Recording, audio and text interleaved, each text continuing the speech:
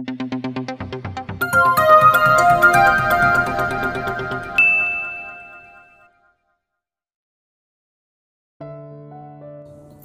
ka mapili o wala ka sa sarili mo?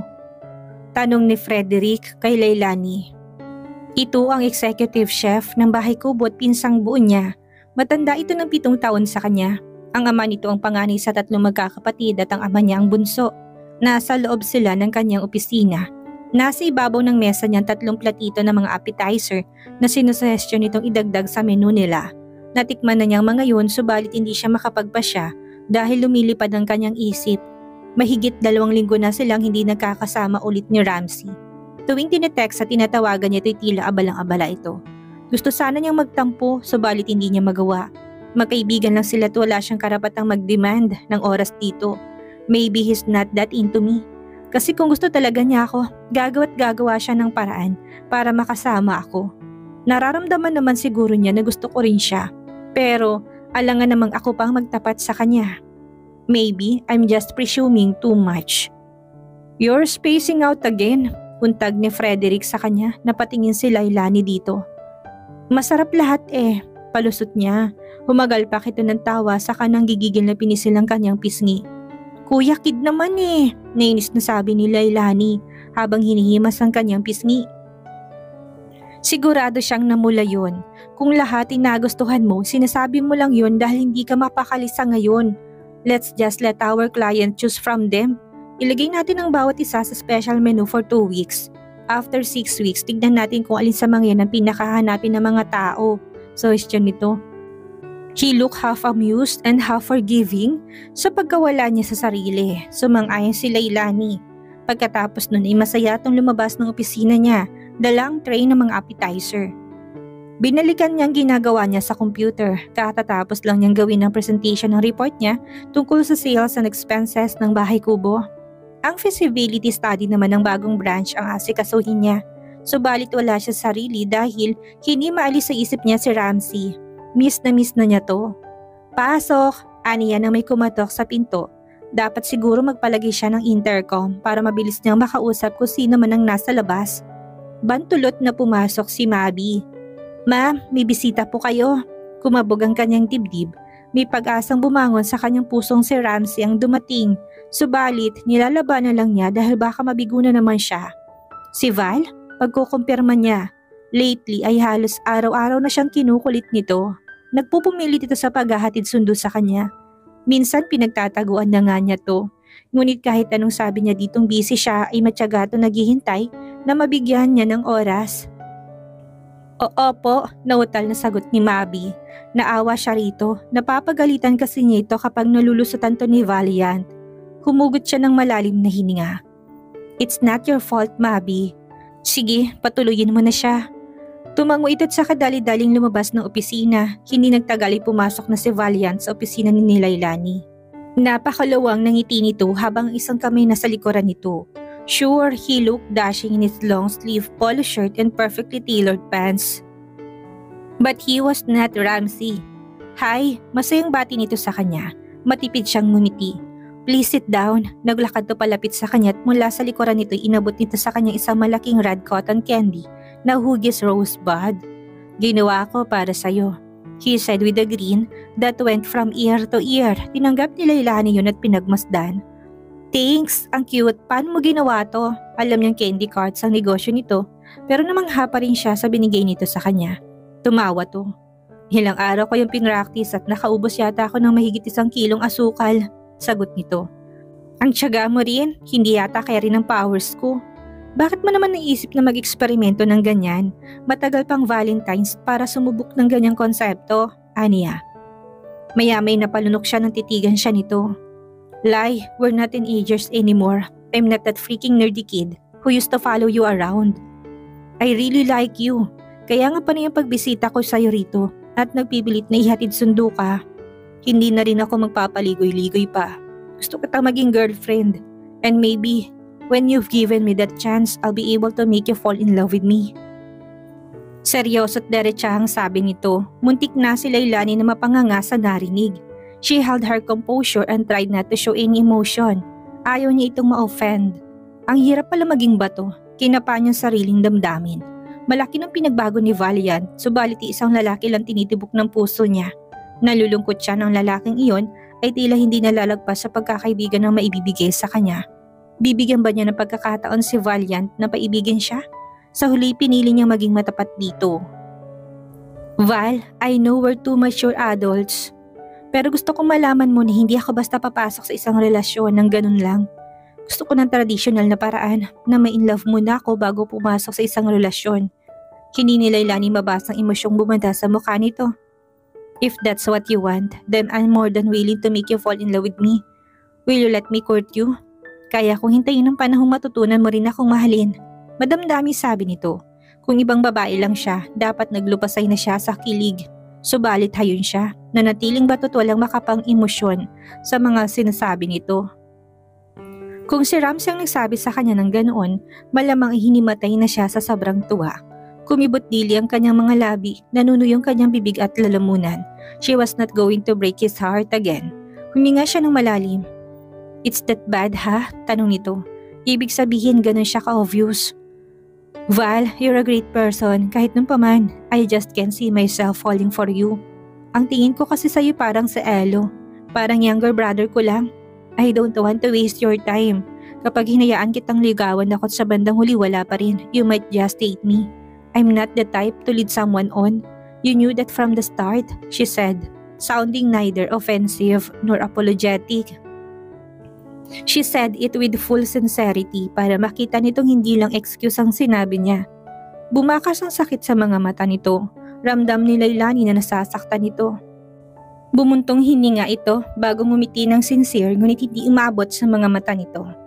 At least you're honest at isa yan sa mga hinahangaan ko sa'yo noon pa man. Iba kasi ibang mga babae at sa tagal ng panahon na hindi tayo nagkita, hindi ako nakatagpo ng katulad mo. But I have to respect your decision and I already know what your parting words will be. So don't say anything more. He has not being rude, just plain frank. Napakagatlabi siya.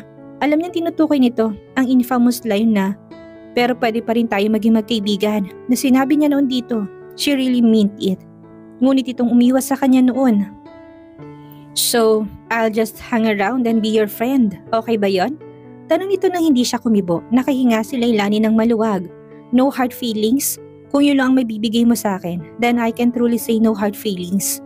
They shook hands and smiled at each other warmly. There was a great feeling of relief inside her. Thanks, Val, she whispered softly. Namalayan na lang ni Ramsey na nagmamaneho siya papunta sa site na pinapatayo niyang condotel. Nang mga nakalipas na linggo ay napakaaga niyang pumupunta doon upang tignan ang progress ng construction. Sinasadya niya yon dahil sarado pang bahay kubo ng ganong oras. Alang-alang sa pagkakaibigan nila ni Paco, umiiwas siyang matukso na puntahan si Lailani sa restaurant. Nasabi na ni Paco sa kanya na hinahatid sundo ni Valiant si Lailani sa bahay ng dalaga at mukhang puspusan ng panliligaw ng binata. It hurt like hell. Lalo na't hindi niya alam kung ano talagang tunay na damdamin ng dalaga para sa kanya. Paano kung mahulog ang loob nito kay Val? Maras si Ramsey huminga. Naninikip ang dibdib niya at hindi niya alam kung paano tatanggalin ang nanunuot na sakit doon. He took a sharp curve to park his car. Mabuti na lang at maaga pang pagtapak niya sa preno dahil muntik na niyang mabunggo ang temporary enclosure ng construction site. Wake up, Ramsey. You're gonna get yourself in big trouble. He hissed at himself. Naiinis na tinampal niyang kanyang noo upang literal na gisingin ang sarili. Pagkababay pabalibag niyang sinarang pinto ng sasakyan, kailangan niyang magpunta sa gym mamaya upang mailabas ang sama ng loob. Bumangon ka sa maling bahagi ng kama. Napatigil siya sa paglalakad. Kilalang kilala niya kung sino may-ari ng tinig na yon. Dahan-dahan siyang bumaling at tamang kanyang sapantaha. Si Lailani ang nagsalita. Napalunok siya pagkakita dito. She looked almost unreal in her light yellow floral dress that threw off the light from the early morning sun.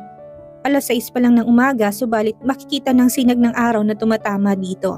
Tila isa itong aparisyon na nakatapak sa lupa tanging siya lang ang pinagpalang makakita dito. Para kang nakakita ng multo, she playfully said. Parang palundag-lundag pa tong lumapit sa kanya. Hindi nawawalang matamis ng ngiti sa mga labi ni Lailani. At siya naman ay parang nabato-balani. dahil hindi niya maialis ang tingin dito. Boo! Nagduling-dulingan pa to saka bumelat sa kanya, napahalakak siya. Nalagot ang lahat ng pagpipigil sa kanyang katawan, niyakap niya ito habang tumatawa. Why do you have to be so adorable? Paanas na tanong ni Ramsey dito. Hinigpitan niyang pagkakayakap dito at masuyong hinalikan ang bumbunan nito. Ito na nga bang kinatatakot ko kapag nagkita kami. It was weird, but he felt it was the most natural thing to do to hold her close like this and wish to stay that way forever. Natatakot siya sa lahat ng kakaibang nararamdaman niya para kay Leilani. Hindi ganun ang mga nararamdaman niya sa mga naging nobya niya at sa ibang nakadate niya. Tanging dito lang siya nakadama ng ganoong damdamin. Well, as Lady Gaga sang it, I was born this way. Natatawang sagot ni Leilani habang nakasubsob sa kanyang dibdib. Dapat pala, ganito ako kaagad dumaraan dito para makita ka. I was beginning to think you were hiding from me. Kung wala pa ako nakalimutan sa opisina ko para dalhin sa ermita, hindi pa kita makikita. He lost his grip on his control. Hinawakan niya to sa magkabilang balikat at bahagyang nilayo sa kanya. Nagulat ito, takalain niyang mas magugulat pa to sa susunod na gagawin niya. Sumasa lang dibdib ni Leilani. Gusto niya mapalunok sa nakikita niyang emosyon sa mga mata ni Ramsey habang nakatitig to sa kanyang mga labi. Pagkasabik at hindi niya mawari kung magmamahal ang nasa mga mata nito. Subalit ang tingin yun ay nagdudulot ng kakaibang kilabot sa buong pagkatao niya. Para siyang mabibingi sa lakas ng tibok ng kanyang puso nang biglang nawalang distansya sa pagitan ng mga mukha nila. Buong pananabik na kiniyumos nito ng halik ang kanyang mga labi. Napapikit na lang siya nang makita niyang nakapikit din ito. Gusto niyang namnamin ang sandaling iyon. Yun ang kanyang unang halik at natutuwa siyang si Ramsey, ang unang nagbigay nun sa kanya. Dahil ito ang unang halik niya, hindi niya alam kung paano tutugon dito. Dapat ba niyang gayahin kung paano siya halikan nito? Naging masuyot mabagal ang halik ni Ramsey. Mula sa kanyang mga balikat ay bumaba ang hawak nito pahapit sa kanyang likod. Muling nagdikit ang kanilang mga katawan. Hindi ni Leilani mawari kung bakit mas mainit ang katawan nila sa pagkakataong iyon. Bago yun sa pakaramdam niya at nagugustuhan niya yun. Joy and strong emotions overwhelm her. Naintindihan na ni Ramsey kung anong emosyong nakita niya sa mga mata nito kanina na hindi niya mabigyan ng pangalan. He was in love with her. Nanlambot ang kanyang mga tuhod. Kaya mula sa pagkakalapat ng mga kamay niya sa dibdib nito, inangat niyang kanyang mga braso at pinulupot ang mga yun sa batok nito. Umungol ito sa ginawa niya. Nandito ka na pala, akala ko madarat ng pakata sa bahay niyo. Dahil sa narinig para si Leilaning binuhusan ng malamig na tubig upang magising mula sa isang napakagandang panaginip. Napadilat siya at naitulak ng marahan si Ram. Nagiinit ang mga pisnging bumaling siya ng salitang si Valiant. Kahit nakasuot ito ng sunglasses, halatang madilim ang anyo nito. Gusto niya itong tarayan at pagtaasan ng kilay na abot hanggang langit. Nung nagpunta ito sa opisina niya noong isang linggo, ay nagkalinawan na sila na hanggang pagkakaibigan lang ang may bibigay niya dito. Ngunit patuloy pa rin to sa paghahatid sundo sa kanya. Hinayaan na lang niya ito dahil paninindigan naman ito ang pagiging mabuting kaibigan sa kanya. So, why was she so pissed off? It's not what you think, Val, ani Ramsey bago pa siya makapagsalita. Daig pa ni Leilani ang pinana si dibdib dahil sa sinabi nito. Wala bang halaga ditong halik na namagitan sa kanila? She had sensed his true feelings for her in that kiss. And now he was denying it. Hindi lang mukhang nagiinit sa kanya kundi pati sulok ng kanyang mga mata. She fought hard to hold back her tears. Wala pang nakakita kay Leilani kabanit na umiyak lalo na sa pampublikong lugar. Yeah, he's right. It's not what you think. Malamig na sabi niya. Naglakad siya papunta kay Valiant. Hindi niya nilingon si Ramsey. Ayaw niya makita ang mukha nito at mabasa noon na totoo sa loob nitong sinabi nito. Tila kasing bigat ni 1 toneladang bato ang paa ni Leilani habang humahakbang siya palayo dito. Palayo sa lalaking minamahal niya na mukhang wala naman palang nararamdaman para sa kanya. Matagal na nakaalis sina Leilani at Valiant, ngunit hindi pa rin tumitinag si Ramsey sa kinatatayuan niya. Daig pa niya ang iniputan ng ibong Adarna kaya naging bato siya. Hindi siya makapaniwala sa nangyari kanina.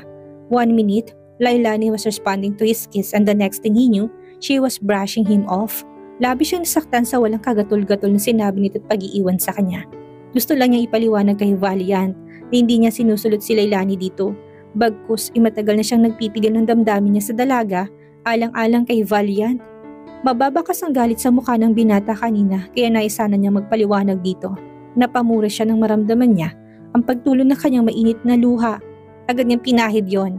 Saka pa lang niya nagawang gumalaw. Para siyang robot na naglakad papunta sa construction site. "Good morning, sir." Magalang na bati ng gwardiya sa kanya. "Magandang umaga din." Tugon ni Ramsey at dire-diretsong pumasok doon. Kompleto ng 40 palapag ng gusali. Palitada na lang ang kulang bago simulan ng finishing. Yun ang dami ng palapag na gusto niya. Hindi gaya ng mga apartal na may 4 hanggang 6 na palapag lamang. Ang dami ng palapag ng condotel ay sumisimbolo sa bilang ng taon na pinagtrabaho sa kanyang ama. Ginagawa niya ang mga yon para sa kanyang pamilya. Kahit na siyang presidente at CEO ng family corporation nila, mananatiling mga magulang niya pinagmulan ng lahat. Naibigay na rin niya kay Paco ang materyales na nais niya para sa finishing. He wanted the condotel to be homely in appearance yet elegant in style. Kombinasyon ng tirahan at ng isang dekalidad na 5-star hotel ang konsepto ng condotel niya. Napangiti si Ramsey nang maalala niyang pangalang ibibigay niya doon, Astorias Place. Malinaw pa sa kanyang alaalang itsura ni Tori nang sabihin niya rito na magiging pangalan ng condotel. Parang batang nagtatatalon at lumambitin pa to sa kanya. Nangingiwing nilayo niya ito nang pupugin siya nito ng halik dahil pulos kiss marks ng mukha niya. Ayaw na ayaw niyang lagkit ng lipstick nito. It was sticky like a bubble gum. He hated it. And his sister knew it. Pansamantalang gumaan ang pakiramdam ni Ramsey nang maisip ang kapatid, at least kahit sandali nagawa niyang alisin sa isip si Leilani. Dahil doon, nagdesisyon siyang bisitahin ng nag-iisang kapatid. Inilabas niya ang kanyang cellphone at nag-speed dial doon. Sigurado siyang titilian siya nito dahil ginising niya ito ng ganong kaaga. Napangisi siya. What was that all about? Ano ron? Baliktad ng ni Leilani kay Valiant, lulan sila ng sasakyan nito papunta sa Ermita. Coding ang sasakyan niya, kaya nag-text lang siya papunta sa restaurant kanina. "Nakita ko kayo naghahalikan. Pagkatapos basta mo nalang iniwan si Kuya Ram na parang inis na inis ka. Kulang na lang pukpukin mo siya. Nagka-LQ ba kayo dahil kinagat niyang dila mo?" Natatawang tanong nito. Napamaang si Leilani sa sinasabi nito. "Alam mo, hindi kita maintindihan eh. Nang makita mo kami't istorbohin sa pagkahalikan, galit ang itsura mo. Ngayon naman binibiro mo pa ako ng ganyan. May saltik ka no?" Singal niya rito. Yumugyug ang mga balikat nito hanggang sa humalagpas ang di mapigilang tawa. Hinampas nito sa braso. "What's so funny? Grabe, ako pa may saltik ngayon ikaw tong mabilis magbago ng mood. Sino ba naman ang hindi mainis kanina? Nasa gilid kayo ng danat kahit maaga pa. Marami na po mga tao sa paligid. Nang dumating ako may mga kumukuha ng picture nyo sa cellphone nila. You should get a room or something. Hindi yung nagpi-PDA kayo." Paliwanag ito sa pagitan ng pagtawa. She felt like she was about to calm down with a fever. Hindi niya napansin kanina na marami ng tao sa paligid nila ni Ramsey. "You mean, yun ang dahilan ng inis mo kanina at hindi yung nakita mo kaming naghahalikan?" Mabilis na sinilyapan siya nito. "Yeah, ano pa bang dapat na maging rason ko? Noong sinabi mong hanggang pagkakaibigan lang ang bibibigay mo sa akin, tinanggap ko yun. At nang ikwento ko kay Kuya Paco na busted ako, sinabi niya mukhang alam na niyang dahilan. Naikwento ni Kuya Paco na medyo weird daw ang kinikilos ni Kuya Ram nitong mga nakaraang linggo. Hindi siya nagpapakita sa construction site sa mga oras na bukas ang resto niyo. At parang wala siya sarili kapag kinakausap siya ni Kuya Paco. Kinutuban si Kuya na in love si Kuya Ram. At isang babae lang naisip yung sagot sa maraming katanungan niya. Anito na sadyang biniti ng kasunod, saka muling sumulyap sa kanya. "Ikaw," sabi ni Kuya Paco, "mula na makilala ka ni Kuya Ram, nakita na siya ng pagbabago. Pero sa tingin daw ni Kuya Paco, hindi lang makaporma si Kuya Ram sa'yo dahil alam niyang nililigawan kita." Namilog ang mga mata ni Leilani at naumid ang kanyang dila. Alam niyang hindi siya nito niloloko dahil hindi ito ang klase ng tao na gagawa ng ganong kwento. Bumaha ang maraming katanungan sa kanyang isip. Ngunit nang maalala niya sinabi ni Ramsey kay Valiant, muling kumirot ang kanyang dibdib. She didn't want to get her hopes up. Mas magiging masakit para sa kanya kung pangahawakan niya sinabi ni Valiant.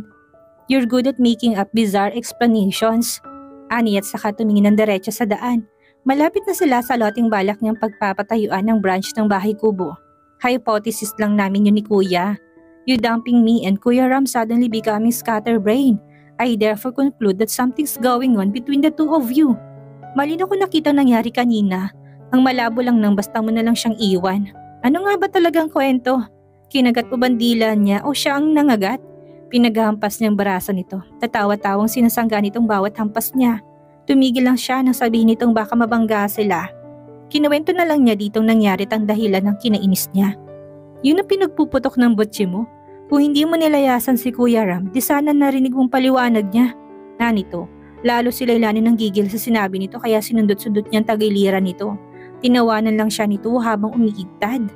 At dito na po nagtatapos ang ika-6 na kabanata ng ating kwento. At sana'y muli niyo po akong samahan sa mga susunod pang kabanata. Maraming salamat po at ingat po tayong lahat.